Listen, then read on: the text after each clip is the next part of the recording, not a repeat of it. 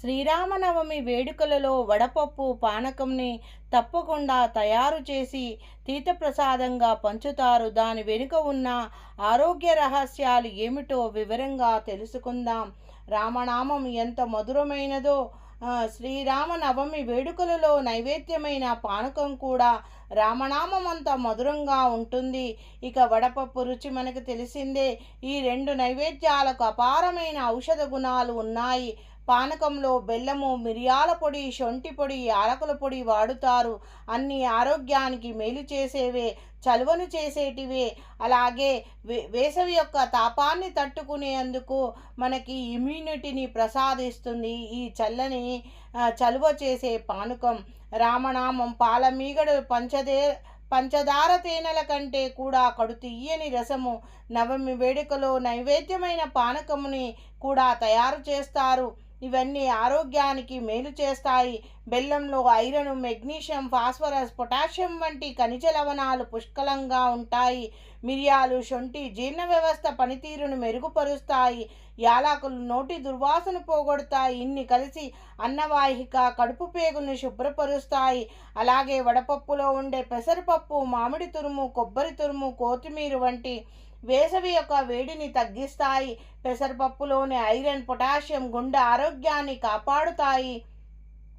ఇక వడపప్పు రక్త ప్రసరణ మెరుగుపరచడంలో పాటు జీర్ణక్రియను కూడా వృద్ధి చేస్తుంది. ఇంతటి మహత్తరమైన ఆరోగ్య లాభాలు కలిగిన పానకం వడపప్పును తప్పకుండా తయారు చేసి నైవేద్యంగా పెట్టి భక్తులందరికీ తీర్థప్రసాదంగా పంచుతారు. ఎందుకంటే మిట్ట మధ్యాహ్నం 12 గంటల సమయమున శ్రీరామనవమి వేడుకలు జరుపుకుంటారు. ఆ యొక్క వేసవి తాపాన్ని తట్టుకునేందుకు బెల్లం పానకము, వడపప్పు ఎంతో ప్రయోజకరంగా ఉంటుంది. చూడు, కావున మన ఋషులు ఏది చేసినా మన మంచి కోసమే చేస్తారు. ఈ యొక్క నైవేద్యంలో కూడా ఎంత మహత్తరమైన ఆరోగ్య రహస్యాలు దాగి ఉన్నాయో. కావున అందరూ కూడా రామనవమి రోజు తమకున్నంత శక్తిలో రాముల వారిని, సీతమ్మని పూజించి ధన్యులవుతారని ఆశిస్తున్నాను. ముందుగానే మీ అందరికీ రామనవమి శుభాకాంక్షలు. తప్పకుండా పానకము, వడపప్పు నైవేద్యంగా తయారు చేసి రాముడికి అర్పించండి. ఆశీర్వచనం పొందండి. దేవాలయంలో పంచే పానకము, వడపప్పు యొక్క రుచి కావాలంటే దాన్ని తయారు చేసే విధానం ఏమిటో తెలుసుకుందాం. పానకం తయారీకి కావలసినవి: అరకప్పు బెల్లం తురుము, 2 కప్పుల నీళ్లు, పావు చెంచా యాలకుల పొడి, పావు చెంచా శొంఠి పొడి, అర చెంచా మిరియాల పొడి, చిటికెడు ఉప్పు, అర చిటికెడు పచ్చకర్పూరం, 1 టీ స్పూన్ నిమ్మరసం, 10 నుంచి 12 తులసి ఆకులు. ఇవన్నీ కలిపిన పదార్థాలు తోటి పానకం తయారవుతుంది. ఇక దేవాలయంలో చేసే పానకము ముందుగానే ఒక గిన్నెలో బెల్లం తురుము వేసుకొని నీళ్లు పోసుకోవాలి.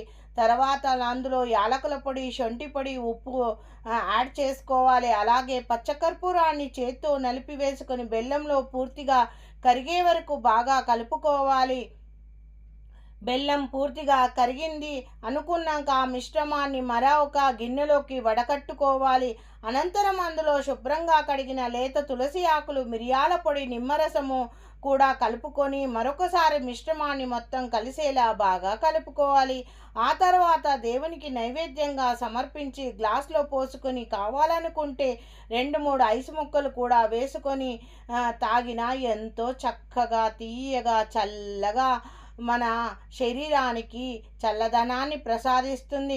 ఇక పానకంతో ఆరోగ్య ప్రయోజనాలు కూడా మరలా ఒకసారి తెలుసుకుందాం. పానకం తయారులో వాడే బెల్లం, మిరియాల పొడి, తులసి ఆకులు, శొంఠి వంటి వాటిలో అనేక ఔషధ గుణాలు ఉంటాయి. అందుకే దీన్ని వేసవి కాలంలో తాగడం ద్వారా వేసవి తాపం నుంచి ఉపశమనం పొందవచ్చని అంటున్నారు మన ఆరోగ్య నిపుణులు. అలాగే బెల్లంలో ఐరన్, పొటాషియం, భాస్వరం వంటి పుష్కలంగా ఉంటాయి. కాబట్టి పానకం తాగడం ద్వారా తగిన శక్తి లభించడమే కాకుండా రక్తహీనత బారిన పడకుండా కాపాడుకోవచ్చని చెప్తున్నారు. ముఖ్యంగా ఎండలకు పిల్లలు త్వరగా అలసిపోతూ ఉంటారు.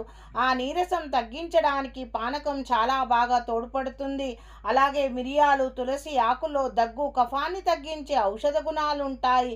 శొంఠిలో ఉండే యాంటీ ఆక్సిడెంట్స్ ఆకలిని పెంచడంతో పాటు రోగ నిరోధక శక్తిని కూడా అందిస్తుంది.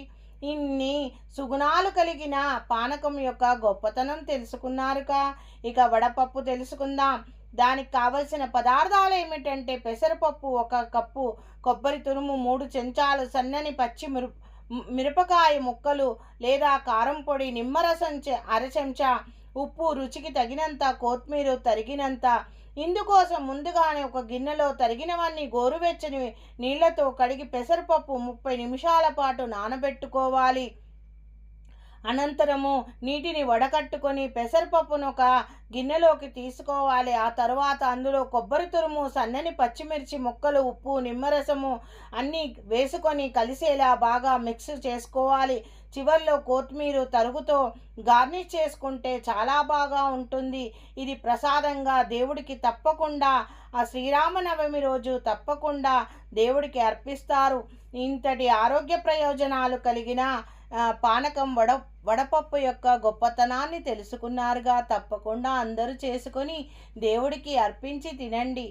ముందుగానే మీ అందరికీ రామనవమి శుభాకాంక్షలు మరొక్క మారు.